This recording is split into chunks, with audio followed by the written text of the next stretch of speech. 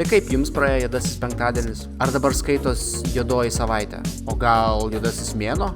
Na, nesvarbu. Tai papasakokit, kiek jūs tai yra susitaupėt, ką veiksit su antru televizorium, kabinsit tualete. Kai Delfyje pamačiau straipsnį apie per juodąjį penktadienį padidintas About You parduotuvės kainas, tai akise iškart sušmėžavo mano asmeninė patirtis. Jau virš metų sakau Lego rinkinio vienas namuose kainą. Matote, praeitais metais senukose jo kaina dažnai nukrisdavo iki 177 eurų.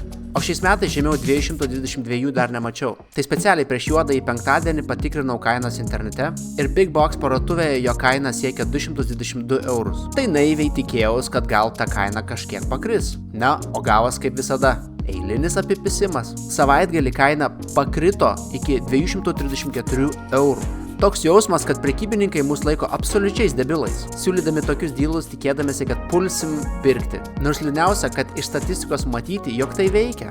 Vien Swedbank klientai per juodąją savaitę internetu išleido beveik 71 milijoną eurų, kas yra 16% daugiau nei pernai. O įmant skaičius iš fizinių parduotuvių bei visos šalies mastų, skaičiai gali būti dar didesni. Iki Amerikos skaičių ir rekordų gal ir trūksta, bet tendencija matosi. Tai prisipažinkite dabar, kurie pasimovėt. Šiaip siūlau naudotis Kainos LT arba Kaina 24 LT puslapiais, kur galima sekti kainas, jų istoriją, bei gauti pranešimus, kada jūsų sekamos prekės atpigs. Aišku, nėra ten 100% tikslu ir galėtų kainų istoriją šiek tiek ilgesnę rodyti, bet gal kam padės. Man tikrai padėjo. O dabar sekit kanalą, jei sužinojot kažką naujo ir norit daugiau tokių vaizdelių.